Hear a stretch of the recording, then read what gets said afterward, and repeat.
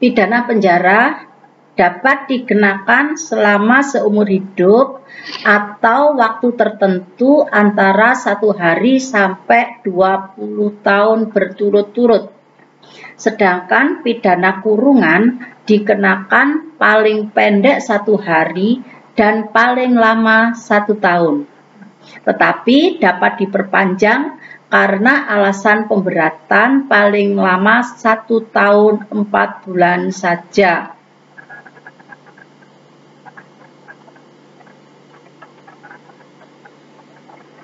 Pidana kurungan dikenakan wajib kerja, tetapi lebih ringan daripada kewajiban kerja terpidana penjara.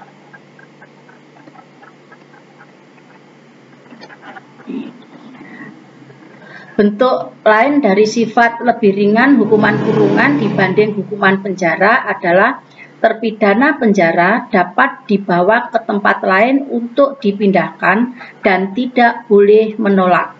Sedangkan terpidana kurungan tidak boleh dipindahkan tanpa mendapat persetujuannya. Ya.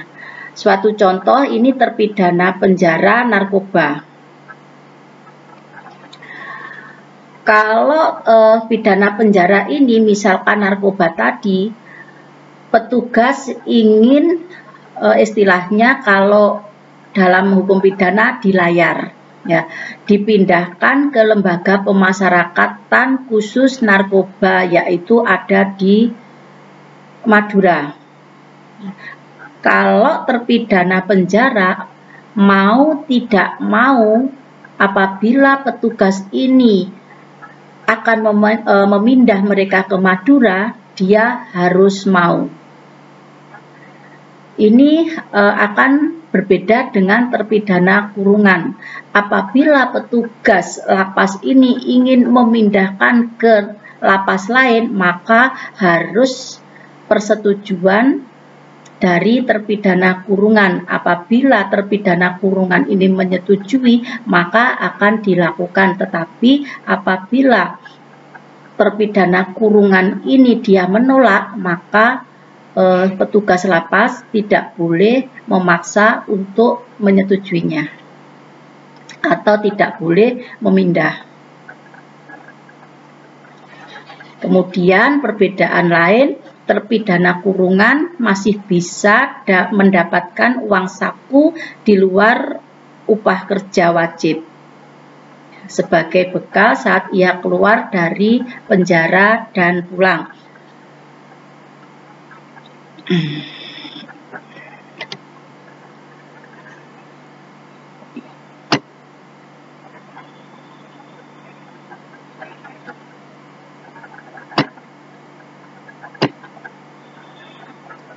Ini tadi saya contohkan bahwa narapidana, baik narapidana penjara maupun narapidana kurungan, dia wajib mematuhi tata tertib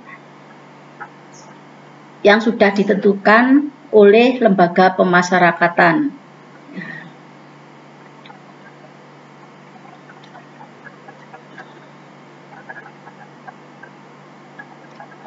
Kita lihat ini di Berita Negara Republik Indonesia tentang tata tertib lembaga pemasyarakatan dan rumah tahanan. Di sini ada larangan narapidana, kemudian ada kewajiban narapidana.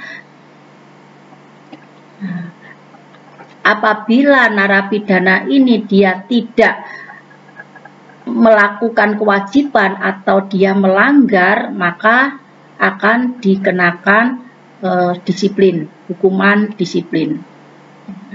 Nanti kalian pelajari sendiri. Next.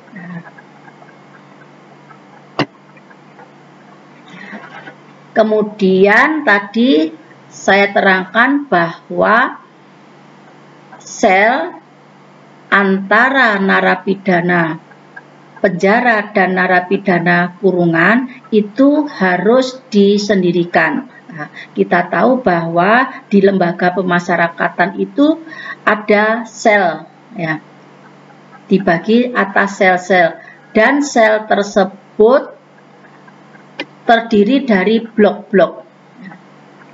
Ada blok koruptor, kemudian ada blok narkoba, atau blok lain. Tujuannya kenapa ini dibentuk blok?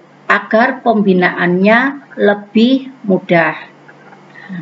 Jadi juga antara terpidana penjara dan terpidana kurungan itu ditempatkan di sel yang berbeda.